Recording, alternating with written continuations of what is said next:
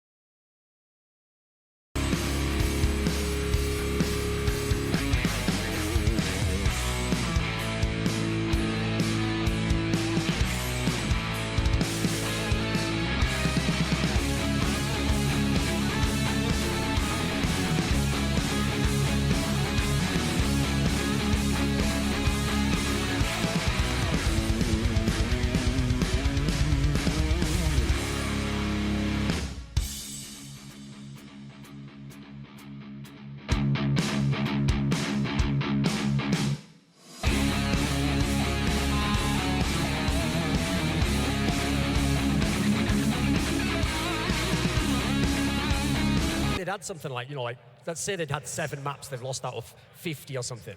Of those 7, like, they always got double digits. Even then, they were usually losing 16-14. Yep. Everyone remembers, like, there was some crazy stat at the end of the year. They'd only 3 times ever been swept in any series. And one of those was the IM Sydney one, which is probably the closest loss in a 3-0 ever. So if that's when they lost, you can imagine when they won. They were 2-0 on people. The last 2 majors, they won all 3 series in the playoff without dropping a map.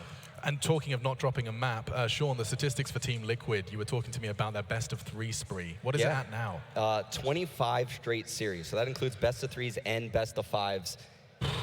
That's unheard of. The only team that would have done anything like that is maybe NiP, and even that I don't think they would have actually. I think if you actually added up the best of 3s, I think NiP probably hasn't even done that. The competition is night and day too. The competition today, all of these teams are putting in countless hours. They have staffs behind them, analysts, coaches. I mean, this is something Chad and I have brought up on the desk several times before. The game has evolved so much. And Astralis is partially to thank for that, right? Of course. They are the ones that pioneered that outside of the game mentality and the hard work and dedication. Just to keep in mind the streaks that they had as well in 2018 on maps like Nuke and Inferno. You couldn't play them on those maps. You started series already 1 map down. You can only ban one of the 2, and they were always going to pick the other. So the fact that they were so good and so dominant for so long on all those maps, as the boys are walking off the stage. For anyone who's like a newer fan to CSGO, if we see it in this series, the map Nuke, when they made this Astralis lineup with Vegas, they won 31 maps in a row. And that meant it didn't matter who you were playing. They were playing the 2nd best team in the world on Nuke. And that's a CT-sided map, and they would win the T-side. They would started on the T-side and win it. Yeah. That's one of the main points, right, is that they having to pick that map, and we know nobody wants to start the T-side of Nuke. They were getting, I think the magic number that I started to give if you wanted to beat them was limit them to 6 rounds, which if you're limiting a normal team to 6 rounds on the T-side, you're probably still going to lose. But Astralis, if you could keep them to 6s, they didn't get a lot of chance to play their CT side because they didn't have to. And they didn't get a lot of chances to actually play Nuke towards the end of that run just because of people so clearly, so adamantly trying to avoid it in that veto process. Yeah, I remember going into the Face It Major. That was the first one they won in, or 2018, the 2nd major. And I think their average was like 5 rounds against them on Nuke. It was incredible, considering the fact that, like you said, they start on the terrorist side of Nuke.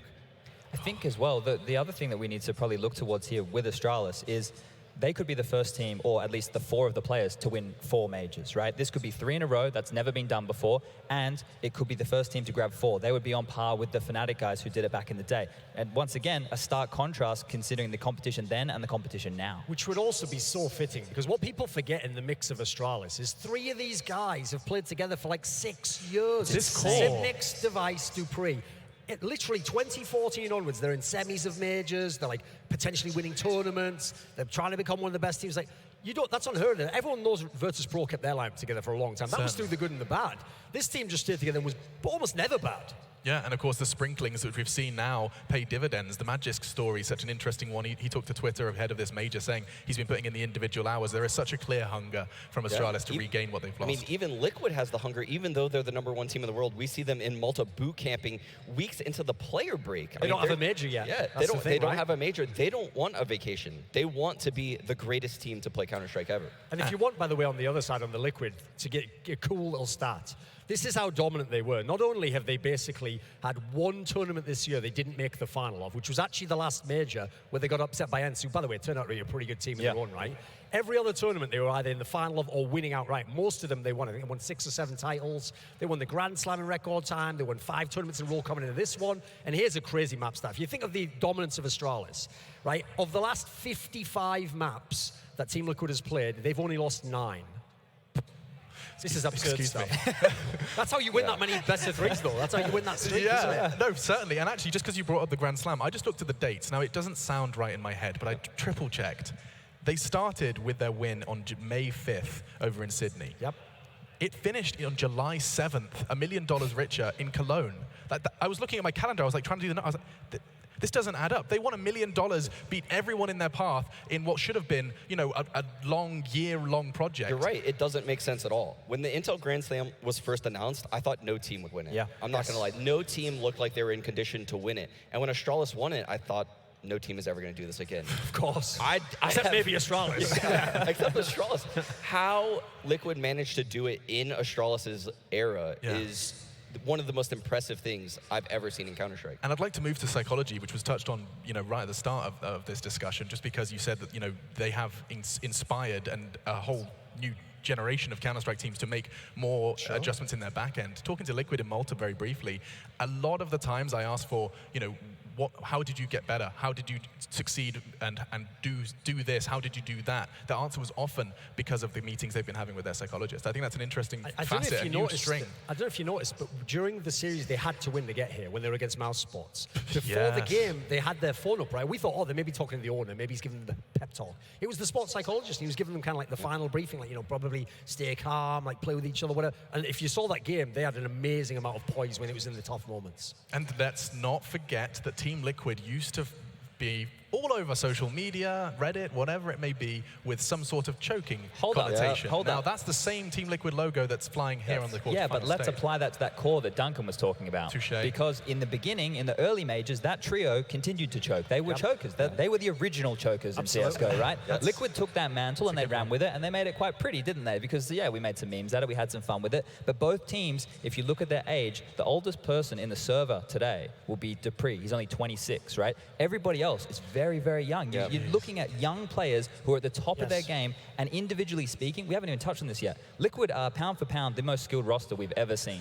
Have they been individually, pound for pound, the strongest roster that we've seen here in Berlin, though? I mean, Not have yet. we seen that yet? No. Not yet. Here's the thing, to even say so would actually be to discredit what they did in the summer. Like, in the summer, normally the person we give a chance to not have to frag is the in-game leader. Nitro was having maps, he was top in the scoreboard, where he would, like, literally, in the final, if you go look against Vitality, he was smashing half the Vitality players. He was winning clutches for fun. I mean, everyone. Naf, Twist, I mean, all these players just have showed up time and time again. Stewie with so many impactful frags. Elige has showed up this major, right? Elige is potentially the best player in the world. He's in the conversation, He's definitely in the conversation.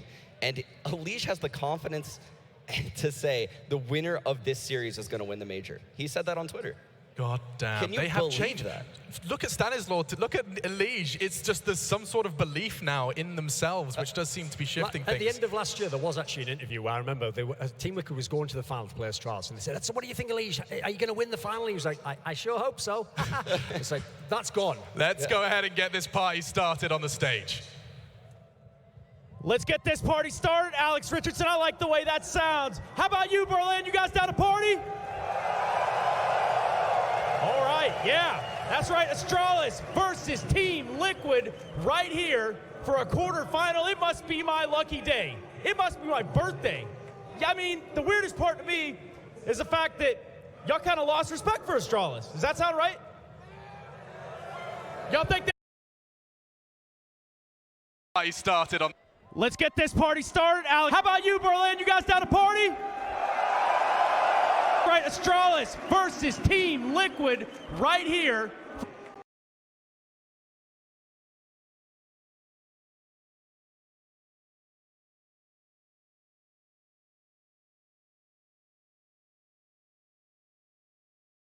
Yeah, I mean, the weirdest part to me, right? There's some real sickos. We got Team Liquid fans? Hey, you know what? I'm done talking. But I need you to make some noise.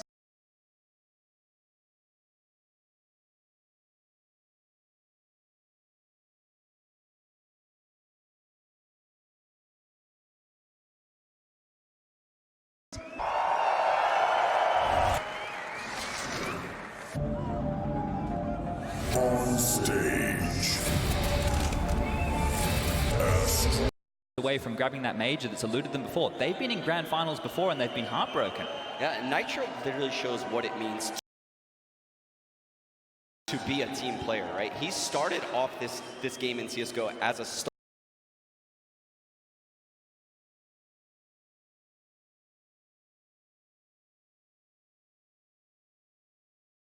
player, rising through the ranks. Then he became a support player on the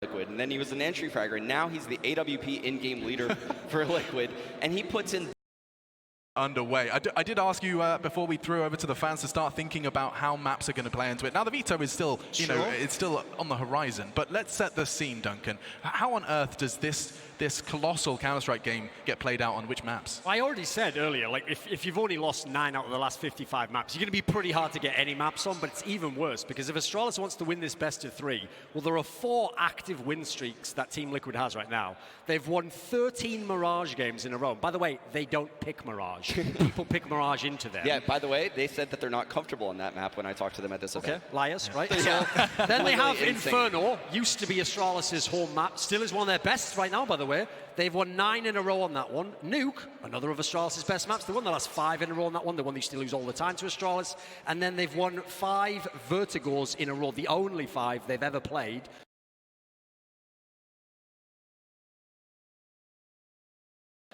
In theory, the Joker pick that you try to get against beating Astralis. And one of them over Astralis, exactly. Yes, exactly. If Vertigo comes, so they're going to have to crack some streaks as well as history to win this game, Astralis. I think if Vertigo comes into play here, it'll be very interesting. The awesome thing about that Vertigo game is Astralis had a big lead in that first half. And in anti-Liquid fashion, they closed out that game with a comeback against Astralis. I think that was the one where, because you know Pimp loves the entry stats, I think that was the one where Stewie 2K had something mad like 13 entry kills. Or maybe it was 13 insane. Rounds where he got an entry kill. Something bongs like that. Yeah. I mean, Stewie, we've seen it at this tournament as well. Sometimes he just, at the most crucial moments of the game, I'm thinking of that long play in particular, he just grabs the AWP, rushes down long, takes 3 frags. There is still that capacity to make the plays when he has to. Well, he's the player you have to actually highlight. Because listen, if you want to talk about star players, I can go with any of the others and get, you know, wax lyrical all day long. But the key thing is they didn't have Stewie 2K last year. And the thing that he brought was, he brought some of the attitude. He brought a little bit of the spunk to the team to believe that we can beat these guys. We can talk trash to the opponent when it's Astralis. We see Naf smile now. Yes. Naf is a totally different person. Naf used to be a stone cold killer. You didn't see him make a smile, make any facial expression. But now you can see he's fit into the game and he's fit into this team. I don't see any holes in Liquid. Well, I mean, you say that. We haven't necessarily been singing their praises so far. Exactly. So far in this tournament, they have been average, I think we would probably say. Yes. And that's to the standard of Liquid, right? We have to constantly measure them by what they've shown before. And they haven't been living up to that. Now, that is through their individual ability. It hasn't been as we would usually expect. Elige, yeah, he's been doing his job. But everybody else, it looks like they've lost that confidence. It looks like it's been left behind. They haven't been making the plays that we know that they can. And that, you can see that how that synergizes with the team. Because if one player's confident,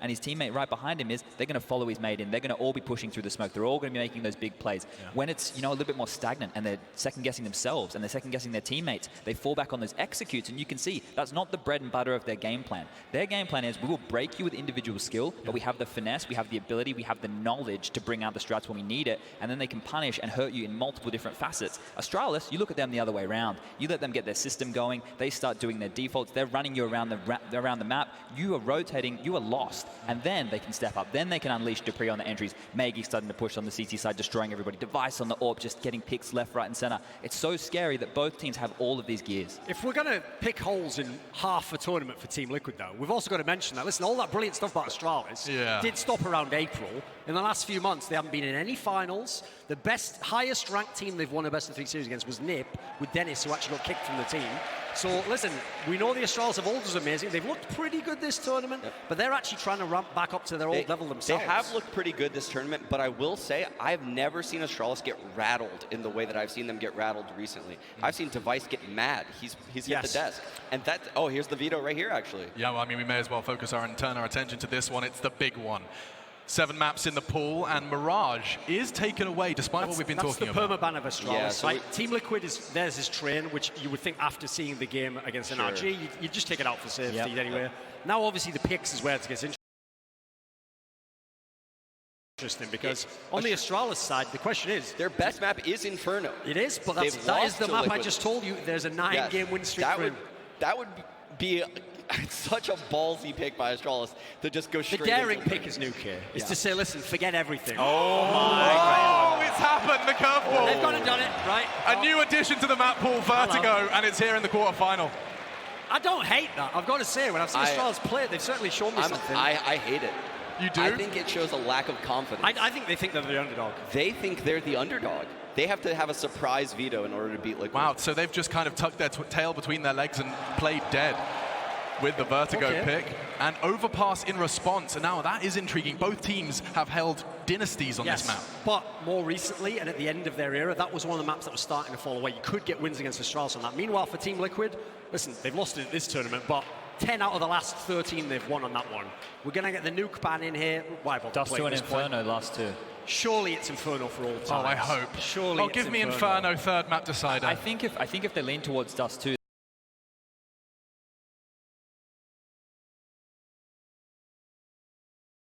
then it even cements more so that Astralis feel... I think the edge. Yeah, because they're going to leave it down to a brawl in that case.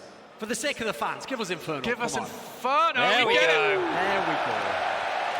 For those newer to Counter-Strike, there is something rather special when you combine third maps and Inferno. And by the way, Astralis, this is the one map they have a really good win rate on. I think they've won 9 out of the last 10 on this one, so this is a big-time one. You don't get more tactical maps than these, right? Obviously, Nuke's not here. You could argue Train. But when you're looking at Vertigo, what we could witness right now is the meta being decided right here. Oh. The thing is, we have seen what Mousesports have done. We've seen Renegade's aggression over towards the A ramp. We've seen these two teams play before. The map's been adjusted. It's worth pointing out, I think 4 of those 5 Liquid wins were before the rework. Yeah. Before the alterations. But as you were saying, it has been reworked. And even now. It can be scary to see what comes out here. There's some things which have been good from other teams, like the B aggression from Mousesports, the same with the Renegades towards A. They can fold these into their game plan and have their own stuff. Astralis was the first team I saw doing the plant over towards the A bomb site with the gap so they could defend from the scaffold. They would have geeked out super hard on this. You just need 1 or 2 gimmicky strategies on your T side in the first half, and you can rattle the CTs. But I talked to Joker Steve from Team Liquid. He said he loves this map for the team because it's so brawly. Yeah. All of them can fight. All of them can get in. But that condition right there is them playing well individually. That is what scares me. Is when you talk to Liquid about Vertigo, they're all very comfortable on it. Alish puts up monstrous numbers on this map. He really does, and actually, we are going to be hearing from Astralis ahead of this quarterfinal. We know the veto, but let's know what they were having to say coming into this final. I think that there's no way that we could have been better prepared for this major. We started out, as I said before, by having 2 days where we were just evaluating the whole first part of the year and talking about people's energy level and what they were going through and also how their vacation went. And then we did some fun stuff together just to bond and get started again.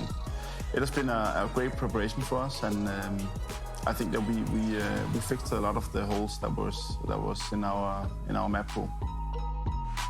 We are the major champions right now, so for of course we want to defend that title, and we won't settle with less.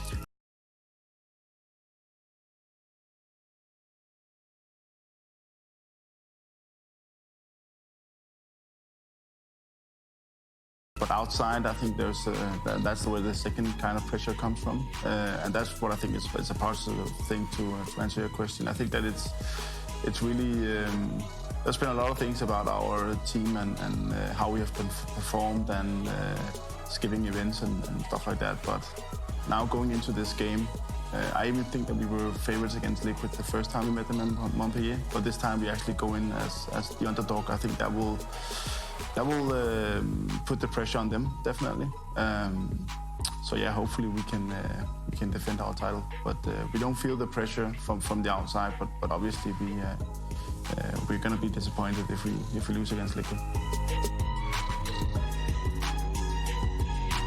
I think one key factor for us to take the win is definitely playing the percentages. I think that some of our mistakes has been not necessarily on an individual level, but playing as a team sometimes has been a struggle for us.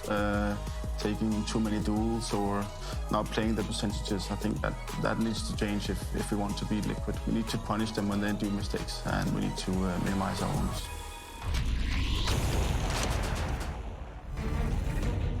That was Zonic, the coach of Astralis. The fact that he's using words, get started again. The defending major champions want to get started, and juxtapose that with Liquid, who want to finish their dominance with their first major trophy into the booths. And that's Device on your screen. Roll for roll, Device, previous major MVP. This guy right here is a fundamental AWP player. You've got Glaive, the in-game leader who comes on in. Jacob Pimp Vinicky speaks this guy's praises, an in-game leader who can close, one of the best in-game leaders in the world. Actually, I'm going to say the best in-game leader in the world. Dupree on your screen. This guy right here, a ride-or-die entry fragger in the past. He's getting a chance to go back to those roles since Kirby's left the team. And the clutch minister himself. When the chips are down, Zipnik steps up time and time again and wins them the rounds that are unthinkable. And the latest addition, with a bit of pizzazz, Magisk Boy, also a previous major MVP. Oh, I'm going to correct you. He was Magisk Boy, but now simply Magisk. He has become a man in this team, and he really has dominated. He has become the second star to this team, right? I could even say that I think he's outshined Device in recent times. I think in this tournament, certainly. But yeah, he's definitely had some incredible performances since he's joined this roster. I mean, everyone was a little bit skeptical of him, especially after that initial North run, but he has come back with a vengeance since that time. And there's an angle that people probably forget here, which is, listen, if Astralis had just fallen off normally, they just lost a bunch of tournaments and they just aren't the best now, wouldn't actually be that sexy a matchup, but because they weren't as present on the tournament circuit, they wanted a little break, they didn't want to attend all the big tier 1 tournaments, which meanwhile, Liquid was winning, kind of setting up this storyline. Well, as you pointed out earlier, I think the average age of Astralis is only 23 or something. Like, these guys could absolutely still have a prime that goes beyond. If they are peaking now, why can't they be the best team in the world? Sure, it's Team Liquids, they're a young team as well, but I think you can't take Astralis completely out of the equation and say, like, they're done. No, I mean, he just simply said they want to get started again. I think that's an interesting angle, just that break we've suggested. I mean, I'm no mathematician, but those are quite some percentages. Crunching the numbers, my God, there is not a gap they can find. Of course, the opportunity between Dust2 and Inferno, we get to see Inferno as a third. If you had forgotten how about that veto, it is a very exciting Let's just think about this for a second. Astralis had a choice to pick between those maps. There's obviously no right answer. They picked the one with 100%. There's literally That's a 200 IQ move shot. No one expected that. No one expected that, right? Oh, and Adren, I mean, he has joined this team and helped them have all the expectations they need. In fact, let's hear from him before this game. It was definitely tough advancing into the playoffs. I mean, going 3-2 and our 2-0 over Mouse was actually so close. Double OT, overtimes in both maps, losing 2 best-of-1s. I mean, best-of-1 losing, like, it happens. I think we're very confident in the best-of-3s. We didn't see ourselves losing to anyone in the best-of-3. The best-of-1s obviously hurt, but I think it's very helpful to look at those demos and review our mistakes so that in the playoffs we're not making the same mistakes. When preparing against Astralis, I think we just take it as another team, honestly. There's not really too much to it. We watch their demos, we figure out what their weaknesses are.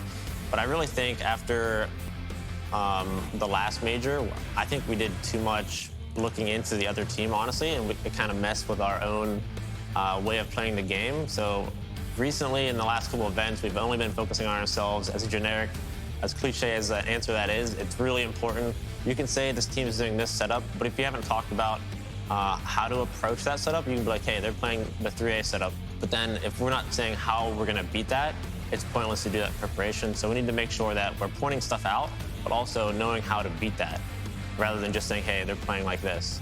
So Astralis is definitely looking really good. I mean, probably the same as us. Maybe not looking excellent, but they're definitely probably the #1 threat to us. So it's going to be awesome to play them in the quarters. I think the most important thing for us is just confidence.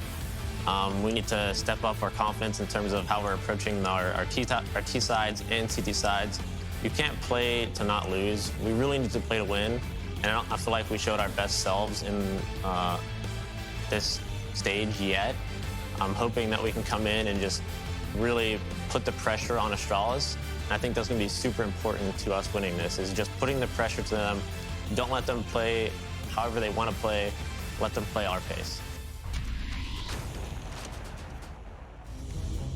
That was the coach of Team Liquid, Adren, and he seems to be speaking in cliches. Play their own game, confidence is key, but all of it is coming from the heart, and it does seem to be a winning formula for Team Liquid. As we said before, in-game leader, Captain America, he does it all. He's the entry, he's a lurk, he's been a support player. Now he opts as well as in-game leading. Elige, the chosen one of NA. I told you this guy was going to carry him the championships. He's basically got an all-round game. Stu2K is the entry fragger, the guy with the spunk, the guy with the energy. He's someone who came over. He's already a major champion as well. He's been there before. Naf, he's a bit more chilled, but you know what? Don't take your eyes off him. He's got mad op skills. He's a hybrid, crazy deagle.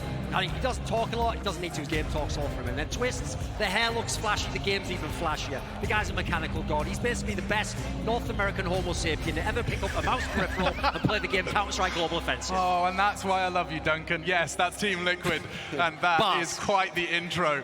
Team Liquid stepping up against Astralis. We know the maps, and the first one's Vertigo, which is now it's time to focus on that.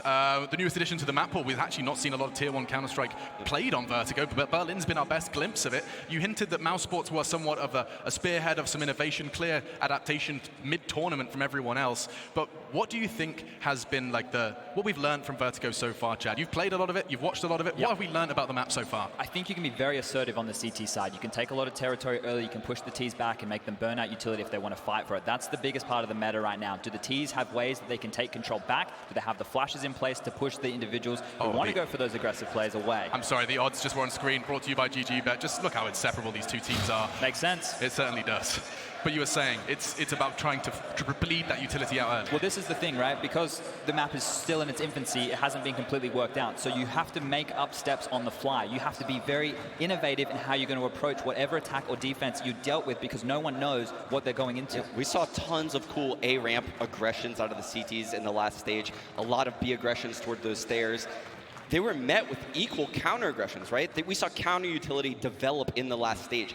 Both of these teams heavily known for their utility usage. I think we're going to see a lot of creative grenades thrown here. And out of 22 times when Team Liquid have been banning over the last 22 series, only twice have they ever banned Vertigo, and it was always a second rotation ban. So that tells you they are willing to play this. They were pretty much daring teams to come into that unbeaten record and play them, and not a lot of people dared. But Astralis picking it. I don't know if Liquid, I'm sure they were aware it's a possibility. I'm not sure if this was 100% in their mind. Now they know they're thrown into the ring, a map that we haven't really seen from Liquid so far here in Berlin. Looking at the teams right now, Liquid looks more nervous. If I'm looking at the faces and I'm looking at the way that they've been preparing in these booths thus far, the nerves are looking like they're on the side of Liquid. But knowing that these guys have spoken in the past about how comfortable they are with Vertigo, I'm not sure if that's the case. Maybe they're just prepped, maybe they're in the zone, maybe they're ready.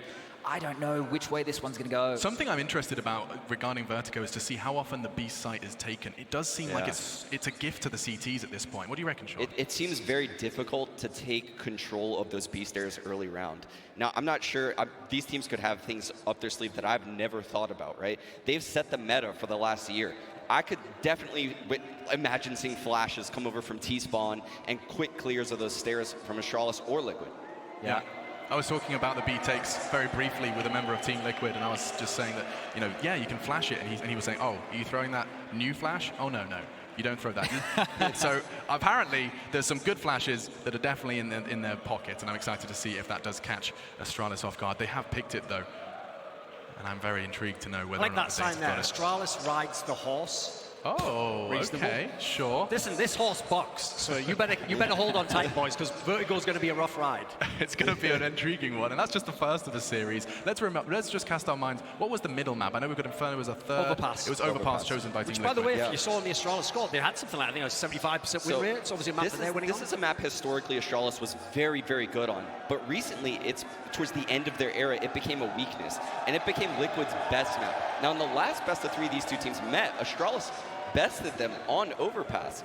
But that was just, I rewatched that game. They counter-tried Liquid very hard. Similar to actually what Avantgarde did earlier in this event.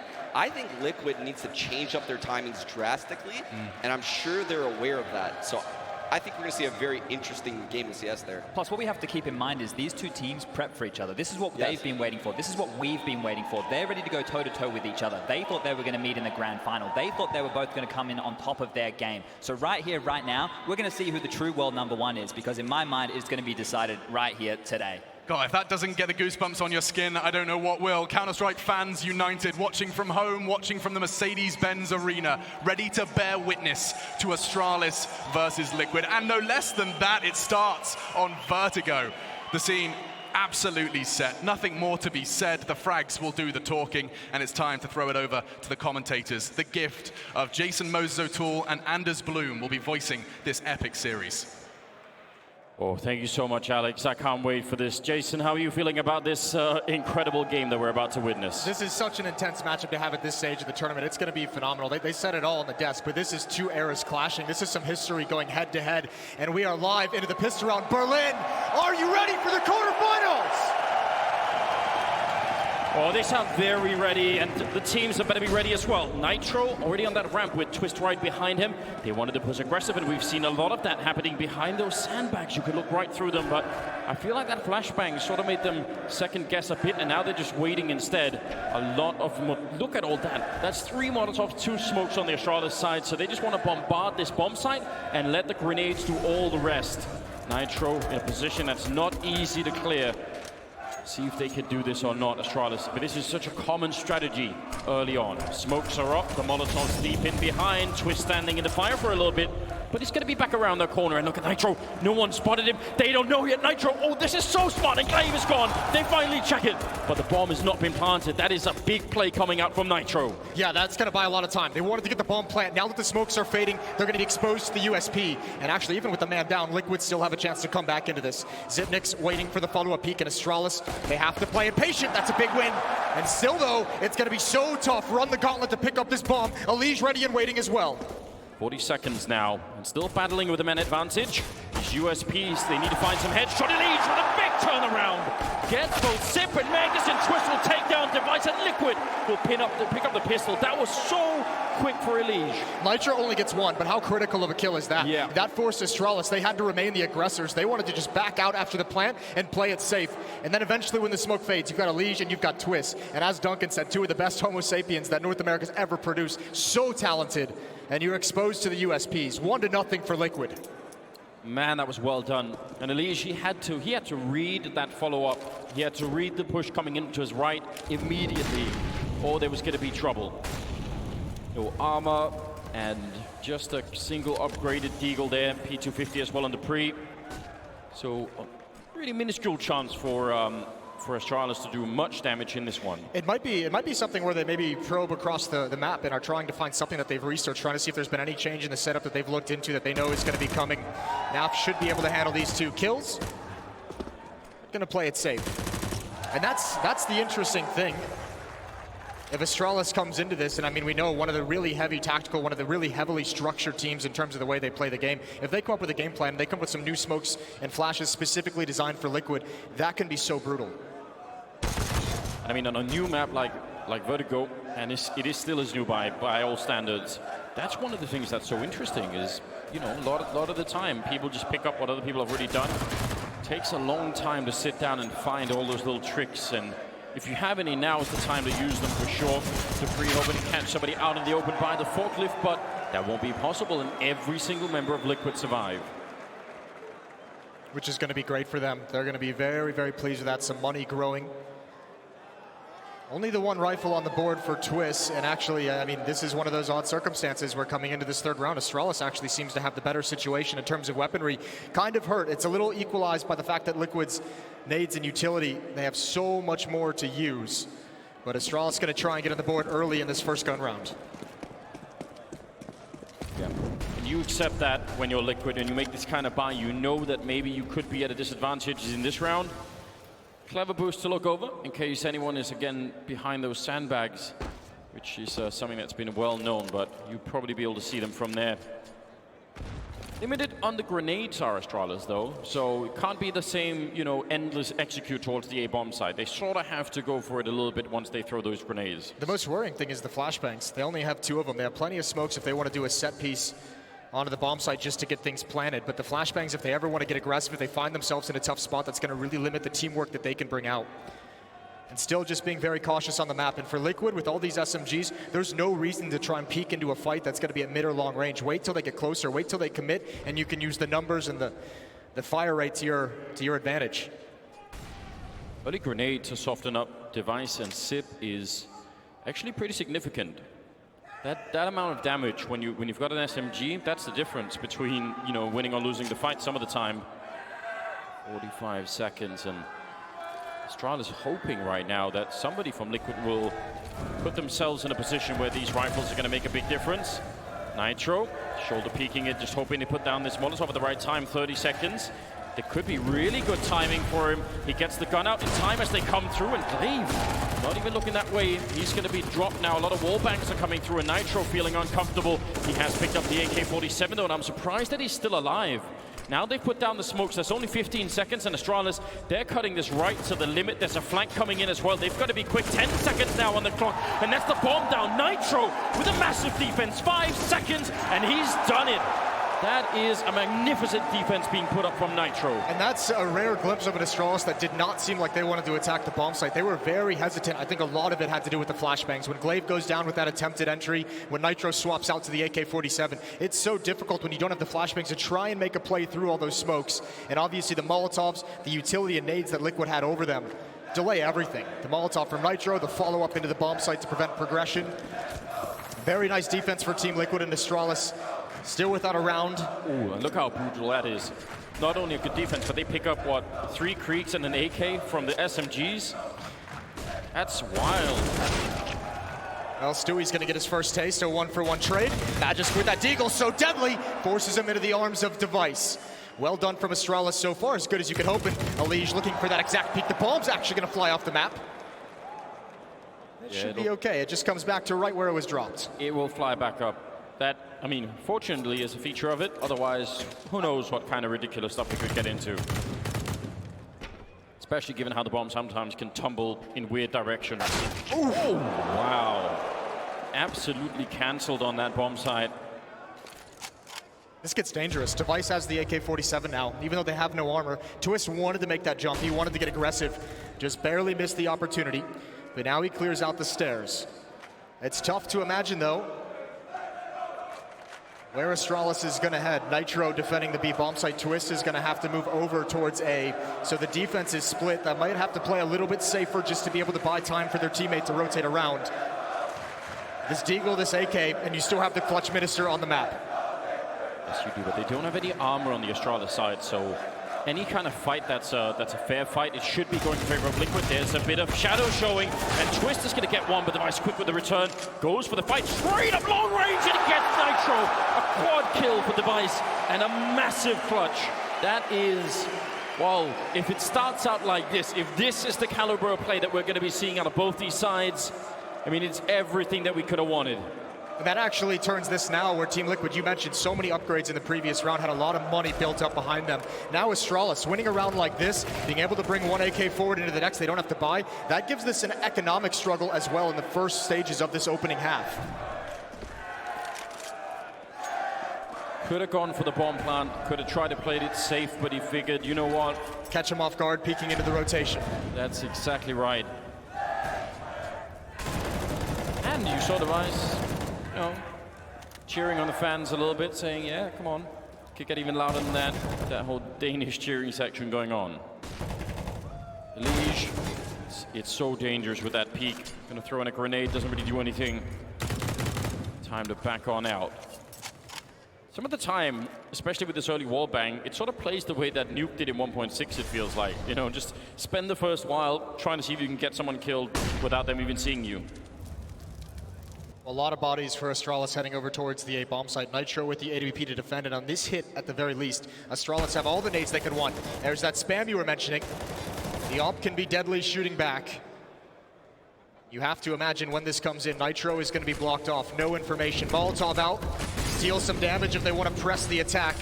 A boost up from Liquid, a late one, but the Molotov forces it away. Oh, Elige burns to 3.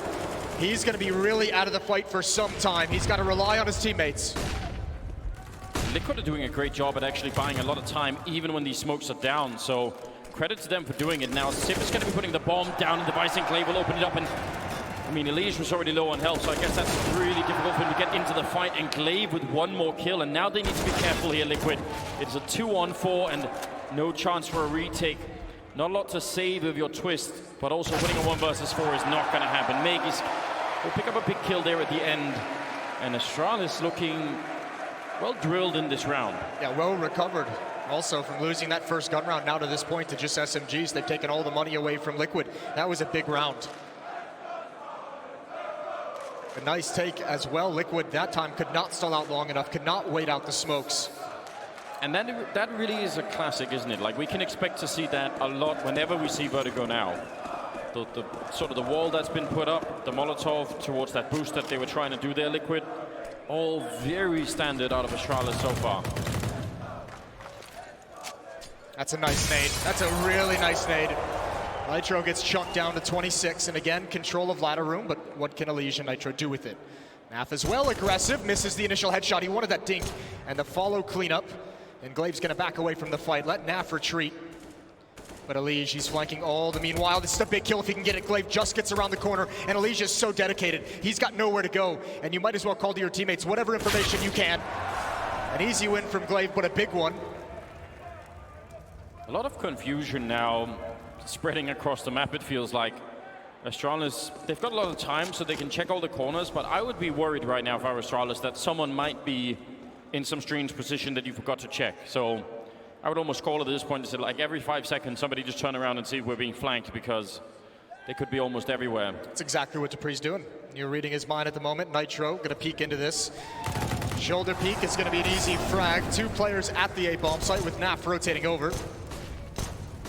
This should be a pretty easy, typical round for Astralis. There's not a whole lot of difficulty that Liquid can actually present here. One nade comes out, not doing a whole lot of damage.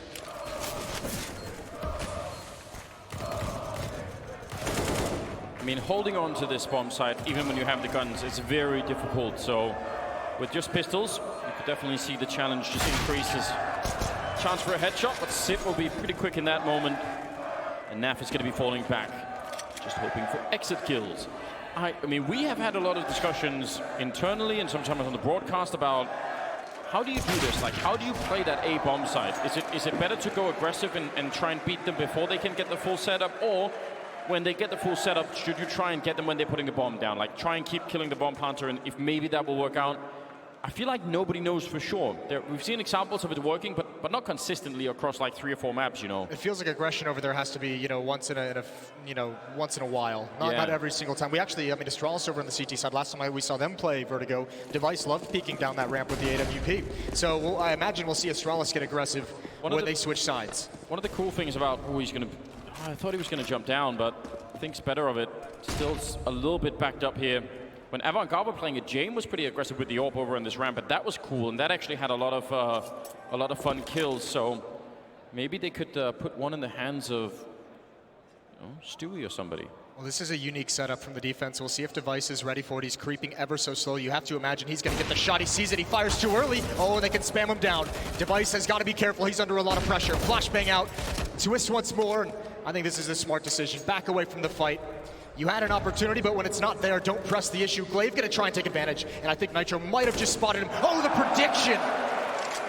That is a great read out of Glaive. A missed grenade could have actually killed Device if he was in the wrong position. You don't want to do that, but it does land on top of Twist, the second one. And he's down to 13 health. Astralis trying to recover as Device finally goes down. Low from that earlier battle. Now, are they going to check where Elige is? Coming through it. Some really good timing. Goes for the kill, and he's going to get a quick double, falls back around the corner. Actually, a triple overall for him. That's a great defense put up once again here at the A-bomb side. Smoke's going to fade soon. Magisk wants to get this plant in. Here he comes at the default box. Elige over the top, and Magisk just knows he has to stick it. He has to get it down. He's going to die no matter what. It's all on Dupree. 17 health in a 1 versus 3. He's smoked off, and the spam comes in. Well done. Elige and Twist working together. The point man and the swing man on the defense. That gets Elige a triple kill in the round. Good job, Willie. We got some American fans here. They brought the flag, so it's all good. I mean, someone's going to have to counterbalance on that Danish side, right? The Danish section is very powerful, I'm not going to lie to you. They are wild down there. Probably They're a bit quiet, though. What's the matter, guys? Scared? Ooh. They are a little bit scared, I think. Maybe they should be. Liquid in the lead, 4-3. I mean, right now, I still think the hardest side to play on this is the CT side.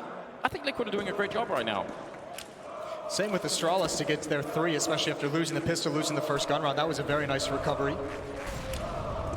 And we really haven't seen this side of the map tested. Stewie has had a quiet game, 3 and 4 for him, and now he's going to get some attention. Nades and flashbangs raining through. And he backs deeper into the bomb site.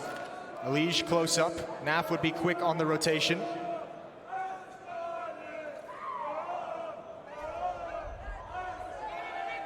So difficult playing this B-bomb side on defense. If they get onto the bomb site and you're holding behind one of those boxes, actually, even if they just get up the stairs, some of these positions, like the one that Elige is in, that you can get Molotov'd out. and then you're forced into one route of retreat. They're just waiting. That's the setup, right? They throw the grenade, they wait for you to walk out, or you get to stand in the fire. It's really tricky. What's so nerve-wracking if you're Liquid is just the lack of information. Yeah, that too. Due to maybe the intimidating factor of getting aggressive on A, you don't necessarily want to do that. You tried it in the previous round, but you're just waiting to see the stream of utility, and you're powerless to really stop it. There's the first smoke from Astralis. Ooh, they were waiting for that. They wanted Elise to go for that peak. They'd actually been waiting a long time. Now we're down to 30 seconds. Smokes are being set up. Landing pretty deep, trying to block Stewie out of the fight, but he goes through to try and help out Elise. They've got the crossfire, they've got the setup, and they're going to be able to shut the first two players coming through right down. Dupree gets one in return, but now time is running out, only 17 seconds. And they can't get through this smoke, Astralis. They might have made a big mistake here. Twist is going to be going down. Nav, oh no, he falls off the building, and now Dupree with the kill, and the final one for Vegas. What a hectic, chaotic round that Astralis comes on top of. Elige survives for so long, but the backstab from Xyp9x is what sealed it. Liquid lost track of middle, and Xyp9x is able to just walk around through the door. That was huge. All the defense had to turn their focus behind him. And obviously, we must see how Nav fell off. Yeah, I mean, it isn't the first time that it's happened, and it definitely won't be the last. Some of those smokes, right, they land on the outskirt of the building. So if you are trying to navigate through that smoke to help your teammates and you're inside of it, you lose track for just a second of where you are. Yeah, you step right off. That's not an uncommon way to go. Obviously, a tragic one. Way down it's really far down, Moses. I won't lie. Yeah, it is a very far drop. Astralis takes a timeout after the victory. Perhaps to calm themselves, perhaps to make sure that they're all still dedicated to the same game plan. It's netted them 4 rounds, it's evened up the scoreline, and for the second time in this opening half, it's taken all the money away from Liquid. 9th round.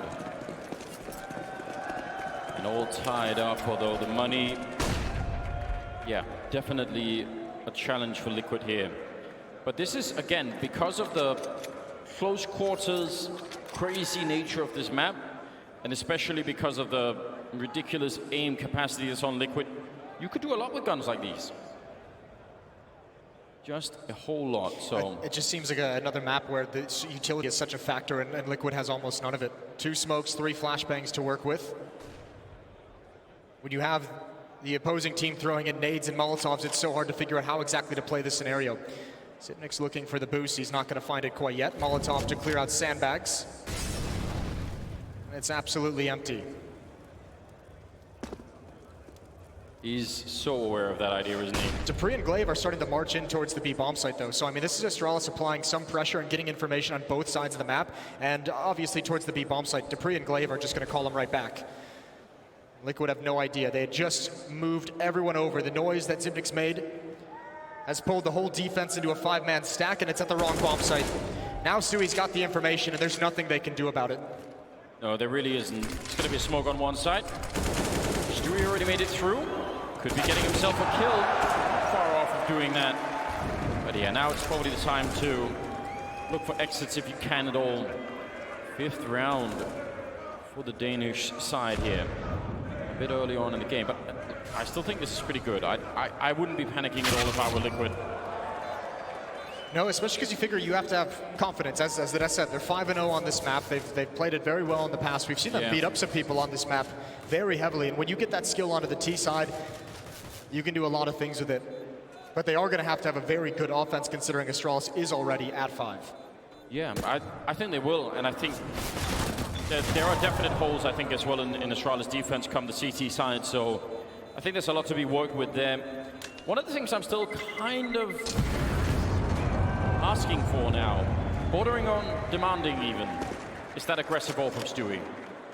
I don't really care if it's B. I would rather it be A, but if he's playing the B bomb side, fair enough, let him, but I just kind of want to see him take someone out, then fall back.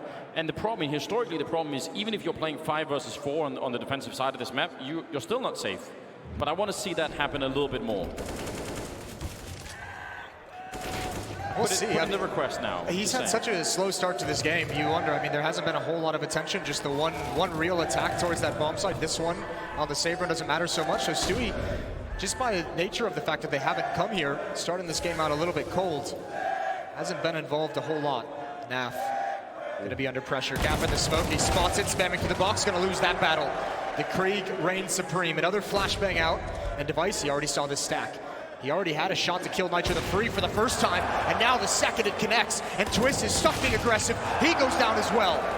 A 2-on-4 so quickly. That is a very fast reaction from Katowice. He wasn't scared, he was just thinking, I'm gonna try and get him, and he's ready for this next follow-up. Probably should have been a kill. Ducking down inside at 39 health. He could have gone down, actually, missing that shot. He had the right read, but look at Glaive's position. Glaive is just being so dirty, just waiting in the lurk to cut people off. He's not expecting that angle, though. Nice turn from Stewie, a big win, and they can recover this still. Yes, they can. Dupree on the bomb site. He's got all the health. He's got the AK waiting at the angle, and almost mistimed that. And I don't know what Elige does now. 100 health, 1 versus 3. He has the skill. He has the capacity to win these 1 versus 3s, but it's very tricky. Look at the grenades they have. Yeah, I mean, he needs to get a kill very quickly if he wants to actually go for this. He needs to find a kill with a lot of health left for the 1 versus 2. He's going to go for it anyways. Around the edge of the smoke. Katowice back in the corner. Dupree close to his left. That's a big find. Now he's looking for the smoke follow-up. He knows the next play is to come through it, and Dupree's got him. Waiting on top of the boards, an easy one. And a 6th round for Astralis. They're starting to rack them up. But they're putting together some very good rounds. I think someone was offering or proposing to Dupree down in the crowd. That's very aggressive, Mose. You usually want to go at least 1 or 2 dates before you get to that level.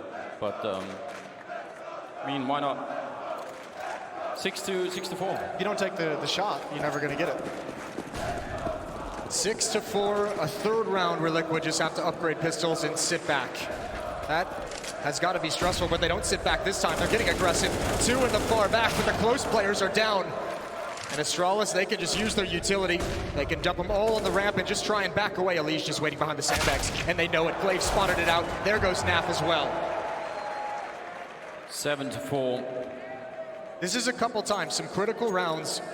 Just the previous one and a couple ago, where Astralis has taken over mid. Last round they left lurkers at the sandbags. They had Glaive a little bit more aggressive towards CT spawn, towards that A bomb site. And previously it was Zipnix wrapping around the B bomb site to help alleviate the pressure from the defense.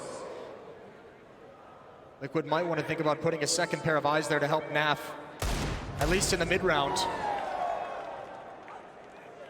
Stewie getting a quick shot there with the Deagle. First one missed, but good follow-up, and yeah, we'll see if they can manage to recover in some of the upcoming rounds. Glaive will end the round, and that will make it 7-4 in their favor.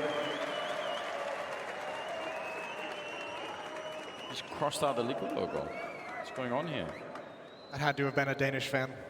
Yeah. Sounds like a Danish fan. A traitor to the cause, maybe. Halfway through the tournament, just deciding to change it up. Tactical timeout now being called by Liquid to figure out exactly what's going on. Now, Nitro's picked up that AWP, so that's sort of how, I mean, I said Stewie, I'm fine with Nitro. He's an amazing AWPer as well. I just wanted to be aggressive. That's my big thing here. I don't know if I've made it clear enough. Aggressive AWPing, Moses. Just in case I didn't say it. It's hard to find a place to do it properly, especially, I mean, over towards B, you can get so flash and so blinded through the holes in the wall. Anything easy is not worth doing. Yeah, over towards A, you're just so overcommitted. I was helped previously when Nitro and Twist got aggressive. They ran that setup twice, and Katowice knew exactly what was coming. So Liquid's gonna have to be careful, but if you're Liquid in this timeout, you're just telling everyone to calm down, just breathe easy, go on a 4-round run, and you can go into the halftime with a lead at the very least. He's kind of there, kind of sort of there. That boost hasn't really done anything for Astralis yet, but you can see how, if you did peek the corner, that would make it very tricky. Nitro now waiting back. Going to be falling quite far back. And I would say that does risk making the AWP one of those pieces of the puzzle that's now stuck behind a smoke wall when an execute comes. And it just doesn't do a lot there. Elige going to go for the fight now. Oh, there's such good timing on that. Turns around. That is world-class play. He was ready for Makis immediately. That was a new angle that Glaive had never even seen. Here's your aggression, Anders, but Dupree's going to check it. A 1 fight for Stewie. The early battle's going in the favor of the defense. And now, Katowice and Zipnix, you might as well just attack. See what you can find here. Nitro waiting with that AWP. Calmly waiting as Zipnix jumps up. Good grenades landing on top of Elige, on Twist. And he won't really be happy about that, but ultimately, they don't have to really do much here, Liquid. Just make sure you don't lose too many rifles, and definitely don't get them a chance to get into a bomb site. I like that call from Device. 2 rifles, you can be way more aggressive on how you attack and how you approach this situation. As you said, it's the rifles. It's how many can Liquid hold on that is the question now. The low HP, they are so softened up for this. Just one awkward sequence for this defense. It can all come tumbling down. Nitro misses a shot with the AWP. Smoke comes up in his position. There goes the first. Good trade. Twist is aggressive around the default boxes, and that's it.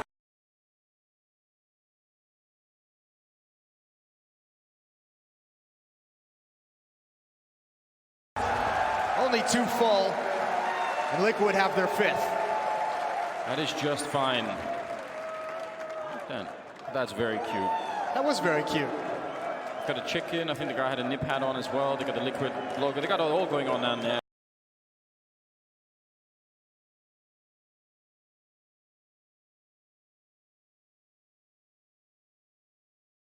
A lot of love, obviously. Appreciate that. Don't get enough kiss cams, do we, at Counter-Strike events? No, I'm just happy we have, rock guitar players on the exits. Those are sweet. Those guys are really doing a great job. I think they should get more credit.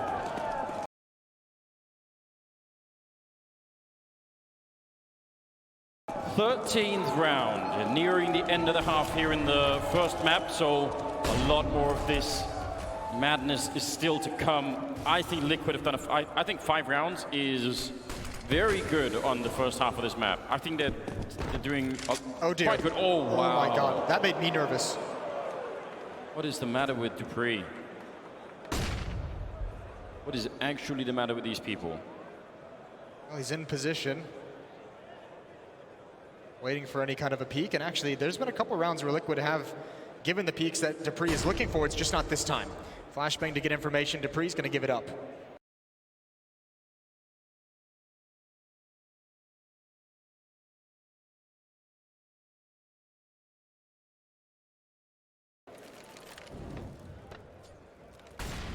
If that worked the rest of the half from there on out, I think at that point. Obviously no work safety regulations on that T side, so. There's a creative smoke. Twist and Nitro far back, but the bomb is on the other side of the map. It's still going to come here, and this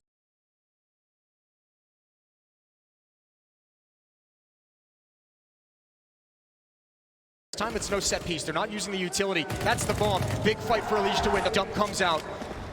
Not a lot of damage provided from the HG nades, but Liquid is content to just put up a smoke and wait patiently. 30 seconds on the clock.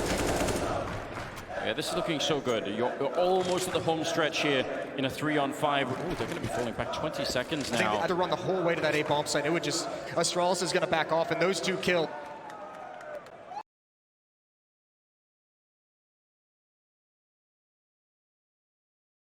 So this is another topic that we've been discussing. I know I've tried to mention it a bunch of times. If you're not going to be going aggressive with the AWP, then yes, some sort of randomly timed aggressive at the end of the round works pretty well, because maybe you catch them setting up. Maybe that's exactly when they have grenades in hand or they're not quite ready for it.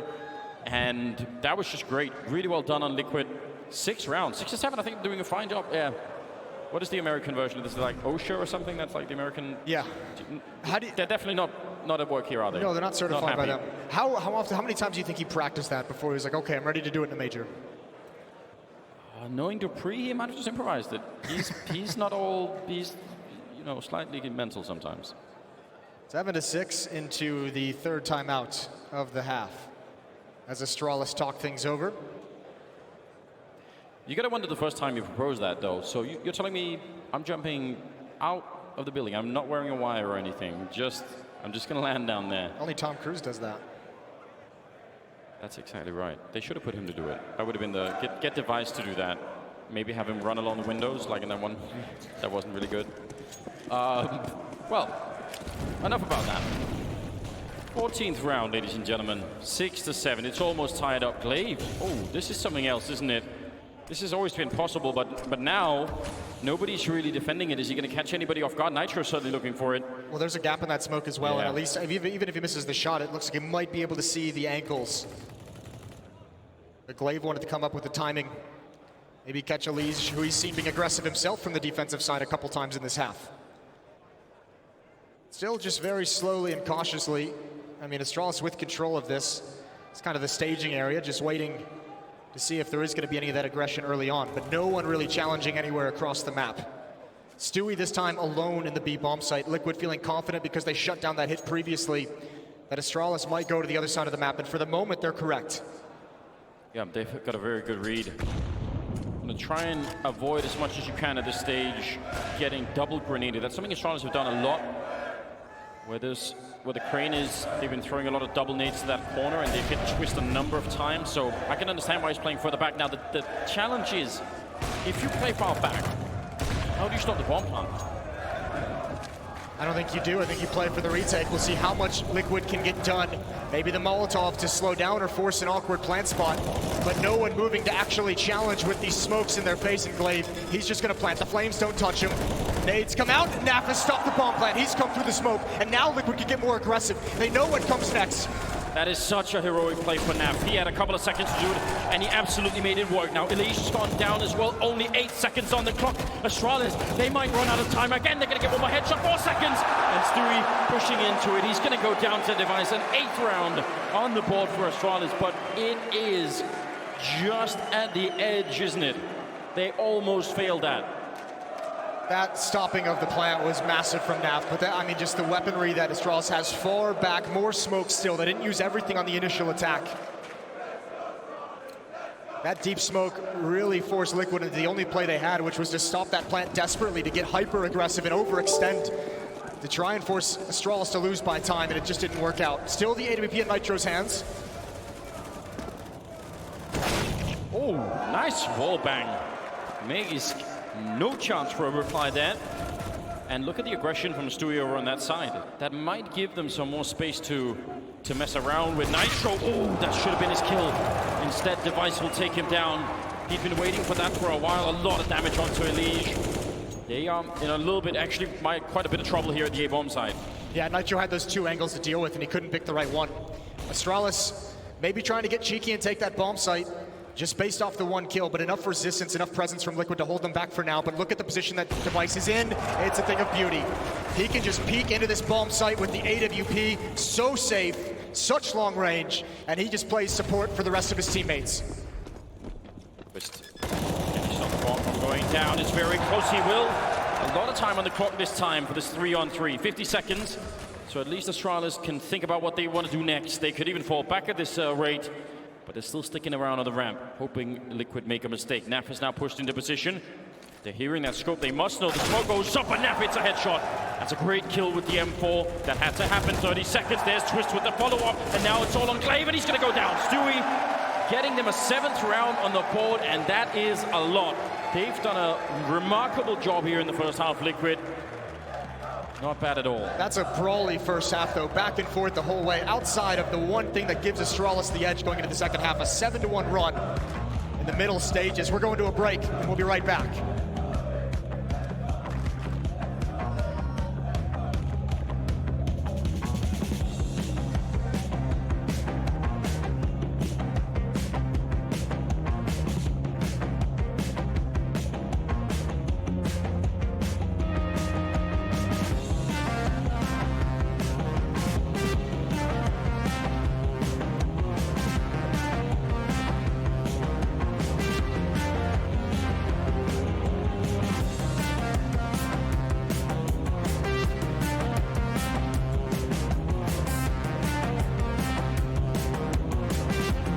Combined, working together. Towards this gap in the wall, Stewie takes a little comfort. Yeah, you want that nice, beautiful 1-tap with that kind of a peek, and then just to back away.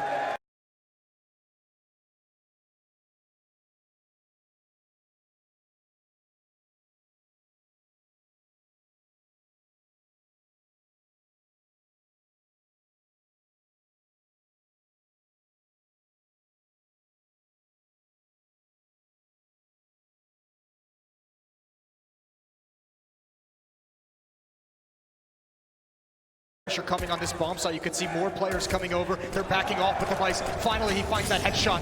Now they can really sit and wait patiently for this plant. Oh, one more! A drive-by. He doesn't even stop. And Alish needs this flank because he needs to help his team. He needs to get involved in the post plant. Surely Sip can't see that. He's just shooting through the smoke, right? I don't even understand.